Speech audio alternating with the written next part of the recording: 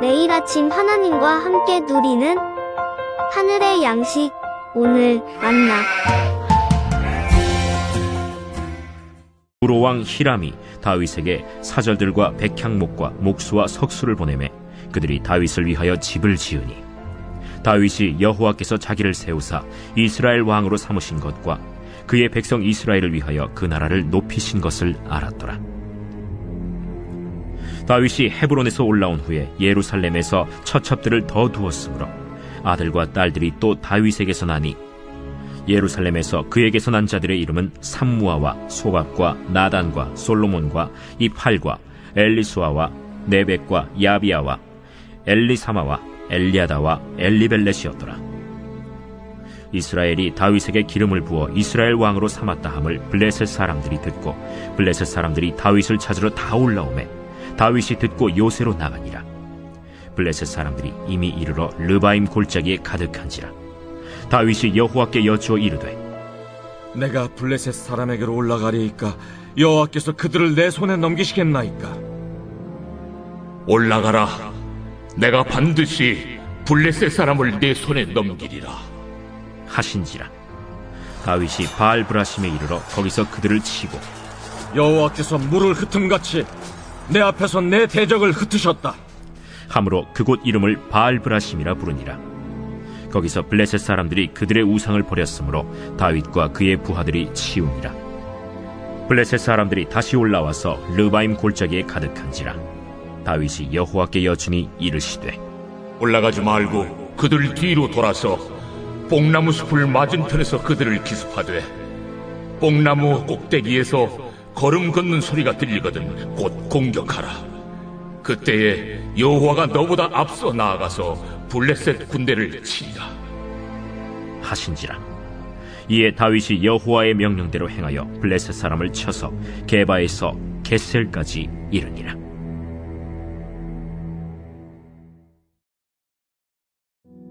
오늘 본문 12절 말씀을 보면 다윗이 여호와께서 자기를 세우사 이스라엘 왕으로 삼으신 것과 그의 백성 이스라엘을 위하여 그 나라를 높이신 것을 알았더라고 말씀합니다.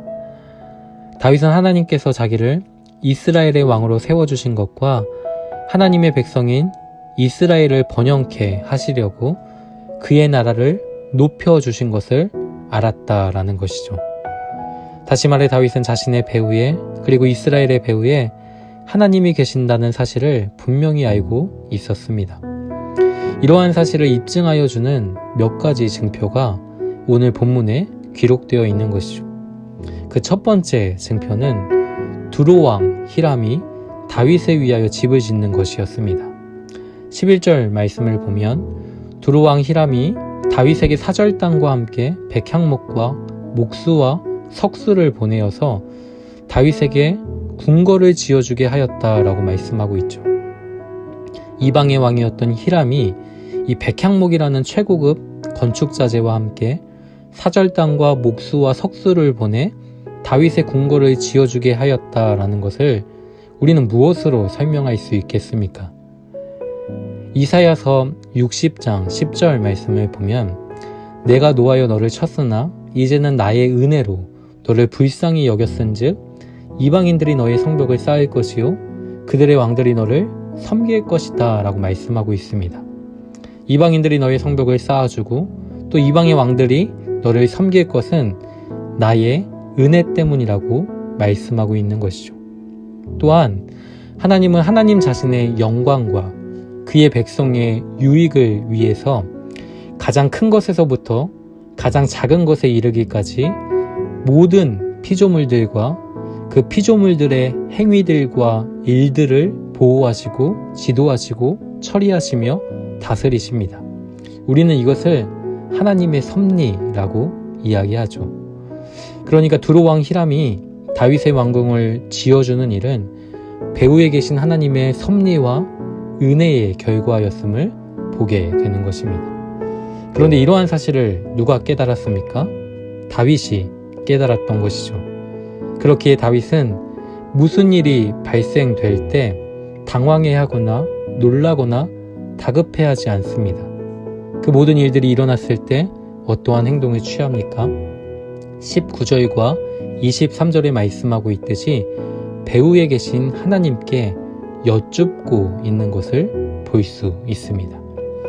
그러면 두 번째, 이스라엘의 배후에 하나님이 계신다는 사실을 입증하여 주는 그 두 번째 증표가 무엇입니까?